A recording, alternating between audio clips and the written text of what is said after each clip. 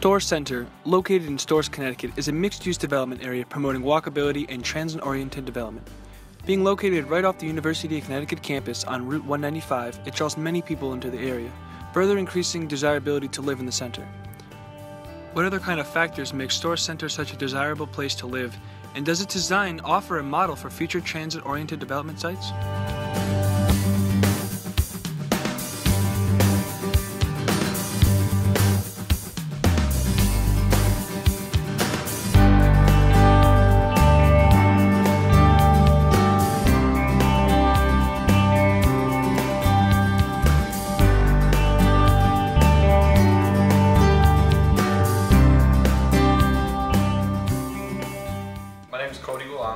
I live here in the Oaks Apartments. Campus is pretty accessible from here. It's with all modes of transportation. You know, sometimes I walk to campus in the morning to go to class.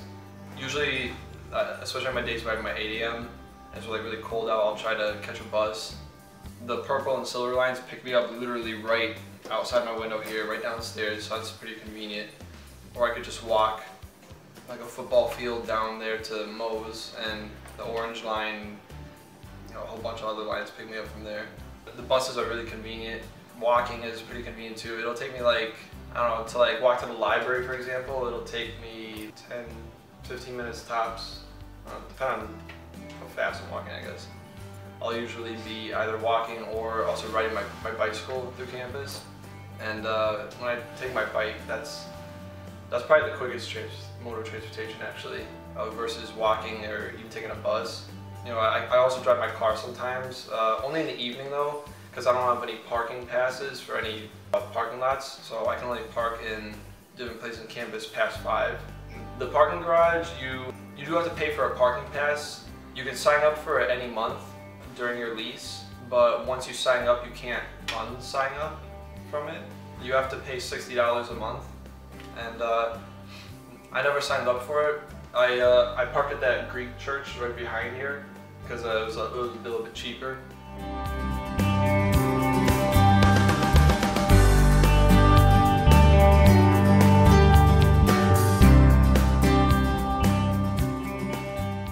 My name is Justine. I am a senior here at UConn, and I live in the Oaks at the building behind you. I use the UConn bus system every day to go to class, especially in the winter. In the summer I do enjoy walking to campus, but in the winter it's really brutal, so I get on Silver Line or Purple, which picks me up basically at my door. I don't really use my car when I'm here, which is great, so I don't blow through gas. The only time I really do use it is if I go see friends that are off campus that aren't on the bus line, so more like Willington as opposed to Carriage and all of that. But I love walking. It's like my little city. I want it to be closer to campus. I used to live off campus, and leaving campus it would take you 20 minutes when I lived 2 miles, and I thought that was really annoying. So now it's great to just be able to, oh, my classes are done. I'd rather walk 15 minutes and sit in my car in traffic and stop and go, letting all the pedestrians go across. My name's Cody. I have a car here on campus. I would say that I don't really use my car that often when I'm walking in class or whatnot. Since campus is right over here, it's a lot easier to get around. I think this is the coolest part of campus by far. There's so much activity going on. All the big buildings makes you feel like you're really in the city.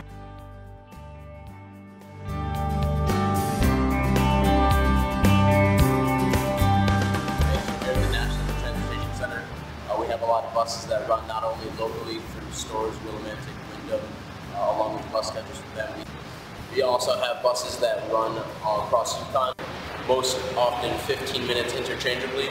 So anyone that needs to get around campus and has a stop that can get them closer to their destination between Purple and Silver runs directly through here. So it's a good way for residents of Storrs Center to know they can get far distances across campus using that bus. Do business within Storrs Center, is worried about where they're going to find parking, for the first half hour they're here, so that's a great asset for everybody. So we have communication with Hertz rental cars. We usually have 2 of them over here in the last parking garage.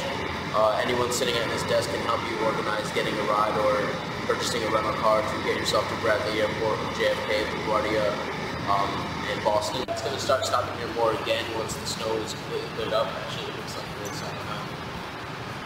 that can take you all up and down the line between Windham, and Holland. Big community of people that live locally in Mansfield here that commute. We actually have commuter lockers upstairs with showers and bike storage for anyone that wants to avoid using a car but uses bicycles. If one wants to minimize use of a car, automobile, we obviously need to have transit alternatives, although I think in many places, unless you're in a densely populated urban area like Manhattan, or New York City, or Boston, or Washington, or San Francisco, we need to have flexible transit. I think so. If we're going to have a sustainable transportation system more dependent on transit, shared services, and so forth, I think it's going to require a high degree of flexibility, a degree of flexibility that's not been typical in the transit sector. Where you have free parking, whether it's in a shopping center, a retail center, or an office, people are going to drive. On the other hand, if parking is priced, if you make it more difficult for people to drive, in this case through parking, that will also have the effect of shifting people to a more sustainable form of transportation. But there has to be an alternative. That alternative needs to be flexible and customer oriented, which it's not. So you need both sides of this equation, if I can put it that way. But you have to offer them an alternative. You can't just make it hard for them to use their automobiles or to park their automobiles.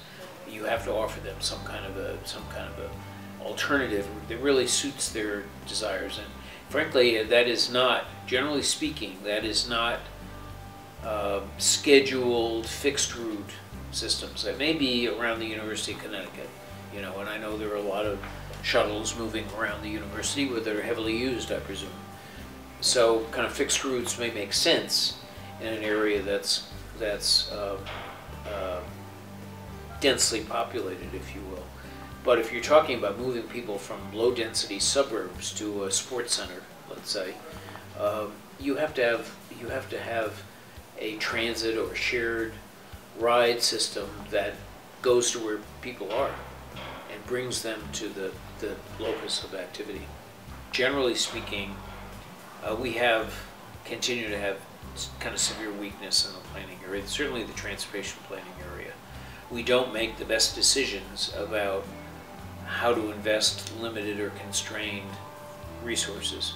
What kinds of projects will really make the most difference, whether we're talking about economic development or in job creation or environmental sustainability or connecting isolated communities.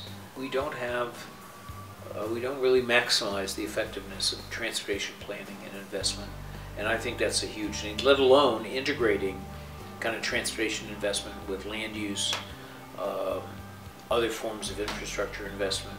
Certainly in Connecticut, there are very few that really can exercise that influence in a way so you have a coherent kind of land use pattern and pattern of urban growth and development that is matched to the investments that we're making in transportation and other infrastructure.